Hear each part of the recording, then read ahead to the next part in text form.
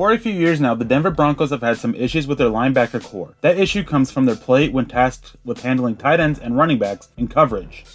The problem has been a problem for a few years now, and 2019 wasn't much better. The Broncos defense allowed 90 catches for 974 yards and 3 touchdowns to tight ends, and 88 catches for 617 yards and 2 touchdowns to running backs.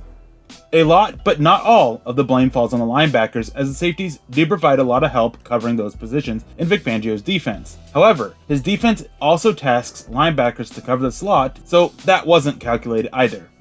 Todd Davis will be one of the 2 starters at linebacker when back and healthy, and his play and coverage is mediocre at best, and in 2019 he allowed 433 yards and 1 touchdown on 55 catches. He does well in certain coverages, but he's very limited. Next to Davis is Alexander Johnson, who really emerged in 2019 once he finally got put into a starting role. It wasn't all pretty, especially in coverage, where he allowed 36 of 39 targets to be caught for 265 yards. Johnson replaced Josey Jewell, who is another limited linebacker in coverage. He started the first 4 games before playing a limited role on defense, but look for him to be the guy next to Johnson while Davis is out.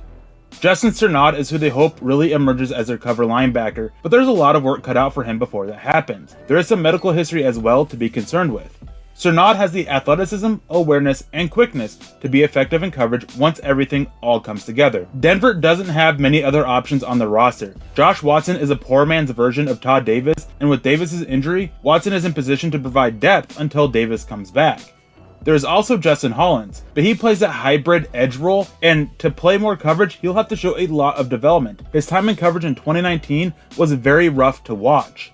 The outlook for the Broncos when it comes to covering tight ends and running backs is kind of grim. They didn't do much to address the concern and are betting on major development and a rookie.